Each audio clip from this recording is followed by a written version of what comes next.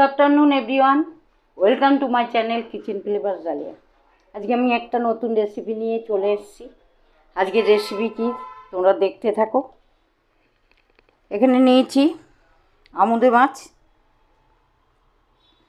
আর এখানে হলো বেগুন এইভাবে কেটে নিয়েছি, আর পেঁয়াজ। বেগুন আমুদের ঝাল হবে। এবার কিভাবে কি করছি তোমরা প্রথম থেকে শেষ পর্যন্ত দেখতে থাকো। আর মশলার মধ্যে নিয়েছি আমি পেঁয়াজ, 3 কোয়ার মতো রসুন, শুকনো লঙ্কা, আর কিছু না, হলুদ দিয়ে দিয়েছি।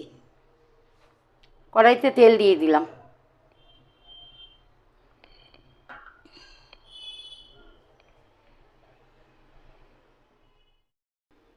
কালো জিরা দিয়ে দিলাম। এবার আমি এই যে বেগুনটা আর পেঁয়াজটা নিয়েছি, এটার মধ্যে মশলা দিয়ে মেখে আমি বসাবো।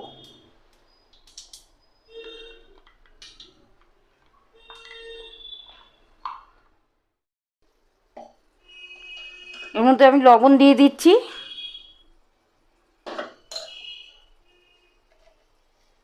আর আরেকটা কথা, আমুদে মাছ ভাজার সময় লবণ দিতে নেই, কারণ এই মাছ এমনিই লবণাক্ত মাছ, তাহলে খুব লবণ হয়ে যায়।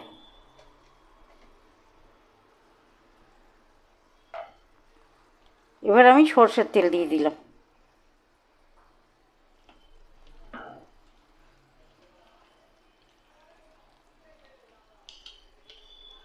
দিয়ে দিচ্ছি বেগুন মাখাটা।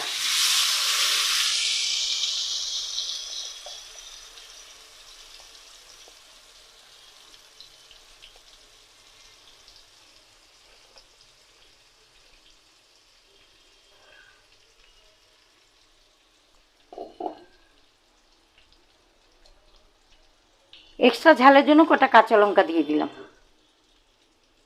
মশলার জলটা দিয়ে দিচ্ছি, বেগুনটা একটু সিদ্ধ হোক।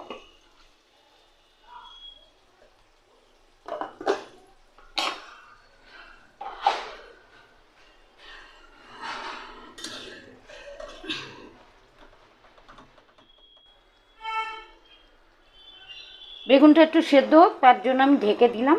কিছুক্ষণ পর আসছি। ঢাকনাটা তুলে দিলাম। বেগুনটা কিন্তু বেশ সুন্দর গোটা গোটাই আছে, কিন্তু সিদ্ধ হয়ে গেছে। এবার আমি মাছগুলো দিয়ে দেব।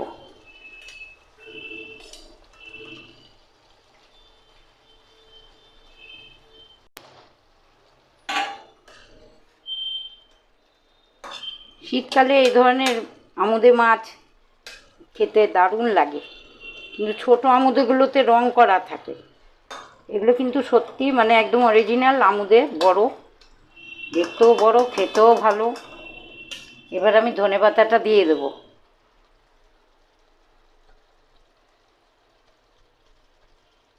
তবে এই মাছটা ভাজার সময় একদম কিন্তু লবণ দেওয়া উচিত না, দিতে নেই, কারণ দিলেই নুন খুব পরিমাণে বেশি হয়ে যাবে। কারণ মাছটা আমাদের অতিরিক্ত লবণ দেওয়াই থাকে, মানে সমুদ্রের মাছ তো লবণ থাকে, তার জন্য লবণ দিয়ে ভাজতে নেই।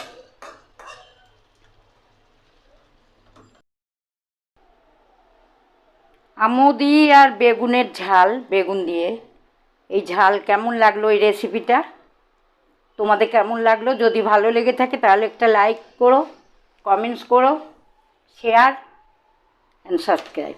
যারা আমার চ্যানেলে নতুন এখনও সাবস্ক্রাইব করোনি, একটু সাবস্ক্রাইব করে নিয়ে রান্নাগুলো দেখো।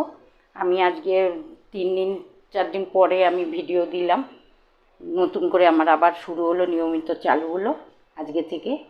তো তোমরা আমার ইউটিউব চ্যানেলে কিচেন ফ্লেভার্স ডালিয়ার চ্যানেলটা ফলো করো।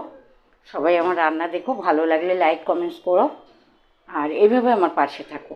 আর আমার ফেসবুক পেজটা ফলো করো, ফেসবুকে আমি আসি লাইভে। তোমরা পাশে থাকো এবং থাকবে, এটাই আমি সবথেকে বেশি আমার কাছে পাওয়া।